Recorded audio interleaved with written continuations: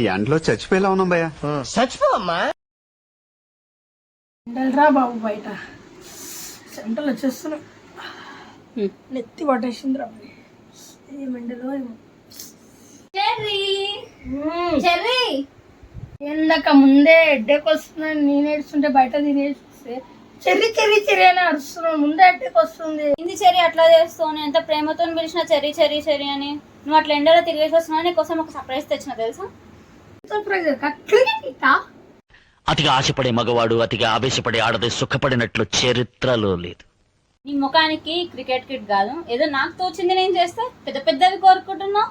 Wait, ఒక్క నిమిషంలో వచ్చేస్తా. సర్ప్రైజ్. అట్లా బయట బుడత మొత్తం ఇంట్లో తెచ్చినట్టు వచ్చేసి నా దగ్గర నుంచి. ఓ అవునులే, పందులు బురదనే తింటే అని తెలిసిన నాకు, అందుకోసం బురద తీసుకొచ్చిన. నేను పందిని కాదు, నేను దాన్ని ముట్టా నా దగ్గర నుంచి తీసి.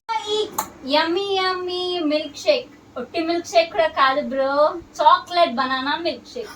తాగే అదృష్టం నీకు లేదులే, నేనే తాగేస్తాను మరి. అక్కడ నాకు కావాలి చాక్లెట్ బనానా మిల్క్ కదా, చాలా మూడు ఇష్టం. తాగు, ఓవర్ యాక్షన్ లేదు. ప్రశాంతంగా ఉందిరా బాబు. వావ్ యమ్మీ కదా. ఇది యమ్మీ మాత్రమే కాదు ఫ్రెండ్స్, ఇది బయట ఎండలు తిరిగేసి వస్తారు కదా, వాళ్ళందరికీ ఒక రిలాక్స్మెంట్ లాగా ఉంటది, స్ట్రెస్ ఫ్రీ లా ఉంటది. పైగా ఇందులో ప్రోటీన్స్ ఉంటాయి, బనానా కదా. Okay viewers, Ishq you all.